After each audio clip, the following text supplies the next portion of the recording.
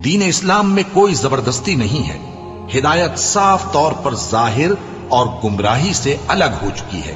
تو جو شخص بتوں سے اعتقاد نہ رکھے اور اللہ پر ایمان لائے، اس نے ایسی مضبوط رسی ہاتھ میں پکڑ لی ہے جو کبھی ٹوٹنے والی نہیں، اور اللہ سب کچھ سنتا ہے، سب کچھ جانتا ہے۔ جو لوگ ایمان لائے ہیں ان کا دوست اللہ ہے کہ اندھیرے سے نکال کر روشنی میں لے جاتا ہے، اور جو کافر ہیں ان کے دوست شیطان ہیں کہ ان کو روشنی سے نکال کر اندھیرے میں لے جاتے ہیں۔ یہی لوگ اہل دوزخ ہیں کہ اس میں ہمیشہ رہیں گے۔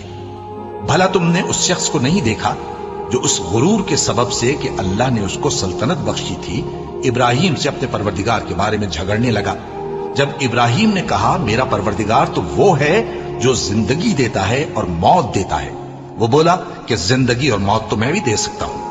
ابراہیم نے کہا کہ اللہ تو سورج کو مشرق سے نکالتا ہے، آپ اسے مغرب سے نکال دیجیے۔ یہ سن کر وہ کافر ہکا بکا رہ گیا، اور اللہ بے انصافوں کو ہدایت نہیں دیا کرتا۔